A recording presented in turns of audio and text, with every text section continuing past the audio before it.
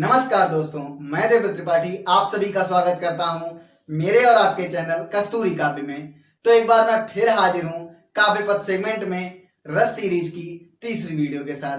अगर आपने इस सीरीज की पिछली 2 वीडियो नहीं देखी हैं तो मैंने नीचे डिस्क्रिप्शन बॉक्स में उन दोनों वीडियो का लिंक दे दिया है। उन लिंक पर विजिट करके आप पिछली 2 वीडियो देख सकते हैं, जिससे आपको आज वाली वीडियो समझने में और भी ज्यादा आसानी हो।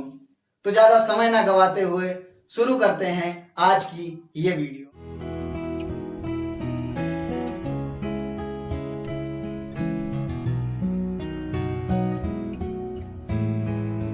इस सीरीज की पहली वीडियो में हम लोगों ने रस के विषय में जाना था और इसकी दूसरी वीडियो में हमने 4 प्रकार के रस के विषय में चर्चा की थी, जिसमें पहला था श्रृंगार रस, फिर वीर रस, फिर रौद्र रस और उसके बाद करुण रस। इसी के बढ़ते हुए क्रम में हम आज भी 4 रस के विषय पर चर्चा करेंगे, जिसमें पहला आता है हास्य रस। हास्य रस में किसी की वेशभूषा, वाणी, चेष्टा आदि की विकृति को देखकर जो हमारे मन में हास्य का भाव उत्पन्न होता है और यह हास्य का भाव रस रूप में परिणत होकर हास्य रस कहलाता है। आइए इसकी परिभाषा को हम लोग देख लेते हैं। वेशभूषा, वाणी, चेष्टा आदि की विकृति को देखकर हृदय में जो विनोद का भाव उत्पन्न होता है वह हास्य कहा जाता है। यही भाव रस के रूप में परिणत होकर हास्य रस कहलाता है। अब हम लोग इसके अवयवों पर बात कर लेते हैं। इसमें पहला है स्थायी भाव। स्थायी भाव इसका हास्य होता है। आलंबन विभाव की बात करें तो इसमें विचित्र वेशभूषा, आकार, चेष्टा, आकृति आदि आदि आते हैं।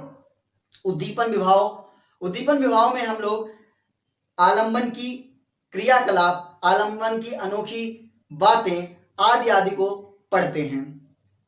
अनुभव की बात करें तो आंखों का मिचमिचाना, अट्टहास, प्रसन्नता आदि को हम लोग अनुभव में पढ़ते हैं। चौथा है संचारी भाव। संचारी भाव में निद्रा, आलस, उत्सुकता, प्रसन्नता, कंपन, हर्ष आदि आदि इसके संचारी भाव कहे गए हैं। अब हम इसके उदाहरण के विषय में बात करते हैं। उदाहरण के विषय में बात करने से पहले मैं आपको एक स्पष्ट बात कर देना चाहता हूं कि मैंने यहाँ पर एक फिल्मी गीत का उदाहरण दिया है। यह उदाहरण किसी भी परीक्षा में, अगर कोई भी विद्यार्थी मेरी वीडियो देख रहा है तो वह किसी भी परीक्षा में इसको लिखने का प्रयास ना करे, क्योंकि यह मैंने सिर्फ दिमाग में कॉन्सेप्ट को क्लियर करने के लिए लिखा है, जिससे हम कभी भी किसी भी रस को भूले ना और हमेशा इस गाने के थ्रू या इस गाने के माध्यम से हमें उसकी परिभाषा हमेशा याद रहे। तो इसको लिखने की, परीक्षाओं में लिखने की गलती ना करें। तो चलिए इसके उदाहरण पर बात करते हैं। इसमें पहला उदाहरण आता है, बुरे समय को देख कर गंजे तू क्यों रोए, बुरे समय को देख कर गंजे तू क्यों रोए, किसी भी हालत में तेरा बालवा का होए। इसके अगले उदाहरण की बात करें तो ये फिल्मी गीत है। ये बहुत ही लोकप्रिय गीत है, जो कि ऐसा है कि जिसकी बीवी मोटी उसका भी बड़ा नाम है, जिसकी बीवी मोटी उसका भी बड़ा नाम है, बिस्तर पे लेटा दो गद्दे का क्या काम है, मेरे अंगने में तुम्हारा क्या काम है। इस गीत से बहुत ही प्रसन्नता या हास्य उत्पन्न होता है, तो मुझे ये हास्य रस का एक उपयुक्त उदाहरण लगा। अब हम अगले रस के विषय में बात करते हैं, जो कि है विभत्स रस। विभत्स रस में किसी भी वस्तु को देखकर या उसके बारे में सोचकर या किसी भी परिस्थिति को सोचकर हमारे मन में जो घृणा का भाव उत्पन्न होता है, वह घृणा का भाव रस के रूप में परिणत होकर विभत्स रस कहलाता है। इसकी परिभाषा पर हम नजर डाल लेते हैं। घृणित वस्तुओं को देखकर अथवा उनके संबंध में सुनकर उत्पन्न होने वाली घृणा विभत्स रस को पुष्टि करती है। विभत्स रस के अवयव पर बात करें तो इसका स्थायी भाव होता है जुगुप्सा या घृणा। आलंबन भाव मांस या रक्त, चर्बी आदि आदि इसके आलंबन भाव हो सकते हैं। उद्दीपन विभाव की बात करें तो मांस में कीड़े पड़ना, मांस से दुर्गंध उठना आदि इसके उद्दीपन विभाव हो सकते हैं। अनुभव की बात करें तो अनुभव में थूकना, मुंह फेरना, आंखें मूंद लेना आदि इसके आलम्बन भाव हैं। और चौथा है संचारी भाव। संचारी भाव में आवेग, व्याधि, जड़ता, मरण आदि इसके संचारी भाव माने गए हैं। इसके उदाहरण के विषय में हम बात करते हैं। इसमें पहला उदाहरण आता है, सिर पर बैठो काग, आंख दो खात निकारत, खींचत जीवई स्यार, अतई आनंदूर धारत, गीध जांगी को खोद खोद के मांस उपारत, स्वान अंगुरिन काट काट के खात विदारत। इसके दूसरे उदाहरण पर हम चलते हैं, जो कि बॉर्डर पिक्चर का एक गीत है। ये खेत गमों से उलझे हुए, ये खाली रास्ते सहमे हुए, ये मातम करता सारा समा, ये जलते घर ये काला धुआं, ये जलते घर ये काला धुआं। यहाँ पर जब हिंदुस्तान और पाकिस्तान का युद्ध होने के बाद जब उनके परिवार के लोग रोते हैं अपने किसी को खो देने के बाद और उनके घर बर्बाद हो जाते हैं, तो वहाँ से घृणा का भाव उत्पन्न होता है कि हमारे इस बेबुनियादी जंग के कारण कितने मासूम लोग मारे गए और कितनों के परिवार उजड़ गए। तो ये मुझे उपयुक्त उदाहरण लगा, तो मैंने इसको इसमें रखा है। तो अगला रस आता है भयानक रस। भयानक रस में किसी वस्तु या परिस्थिति को देखकर हमारे मन में जो भय का भाव उत्पन्न होता है, वह भय का भाव रस के रूप में परिणत होकर भयानक रस कहलाता है। इसकी किताबी परिभाषा पर नजर डालते हैं, जो कि इस प्रकार है, किसी भयानक दृश्य अथवा अनिष्टकारी वस्तु या व्यक्ति को देखने से उत्पन्न भय की परिपक्व अवस्था को भयानक रस कहते हैं।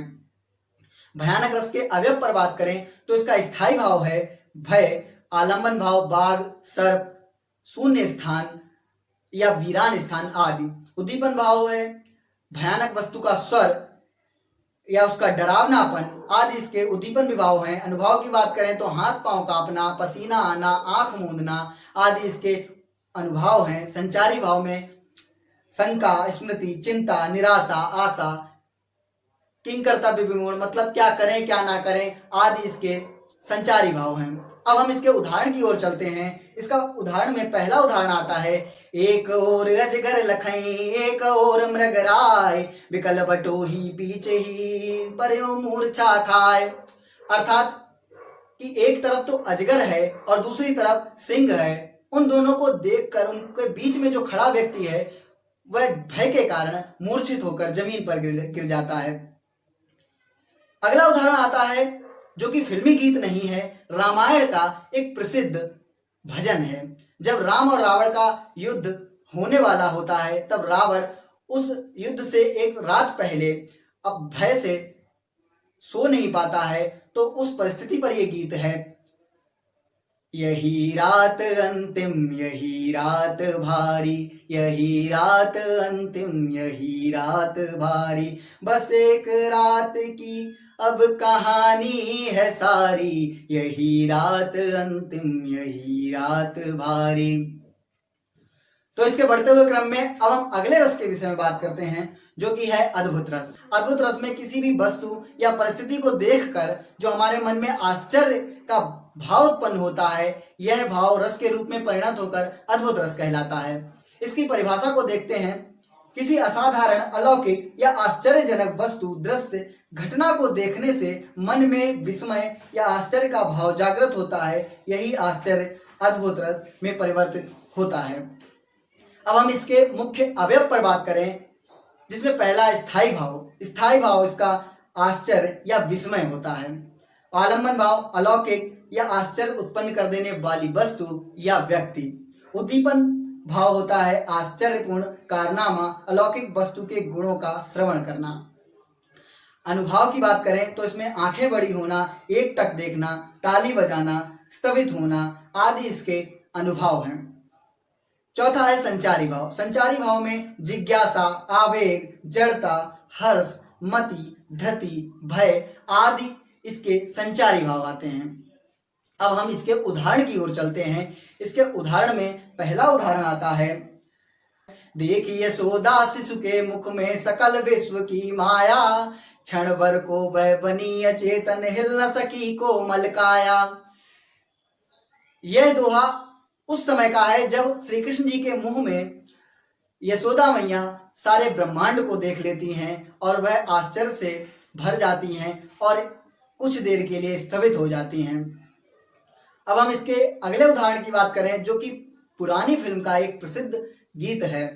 देख तेरे संसार की हालत क्या हो गई भगवान, देख तेरे संसार की हालत क्या हो गई भगवान, कितना बदल गया इंसान, कितना बदल गया इंसान। तो फिलहाल हम रस की वीडियो पर यहीं विराम देते हैं और बाकी बचे हुए जो 3 रस हैं उनको हम अगले वीडियो में चर्चा करेंगे। और इस वीडियो को ज़्यादा से ज़्यादा शेयर करें, कम से कम उन विद्यार्थियों तक सेंड करें जो रस को पढ़ रहे हैं या जिनके सिलेबस में रस हैं। तो आपको मेरी वीडियो कैसी लगी, मेरे दिए हुए उदाहरण कैसे लगे, मुझे कमेंट करके जरूर बताइए। और इस वीडियो को लाइक करें, ज़्यादा से ज़्यादा शेयर करें और मेरे साथ इस पथ पर चलने के लिए मेरे चैनल को सब्सक्राइब कर लें, जिससे आप कभी भी मेरी वीडियो को मिस ना करें। धन्यवाद।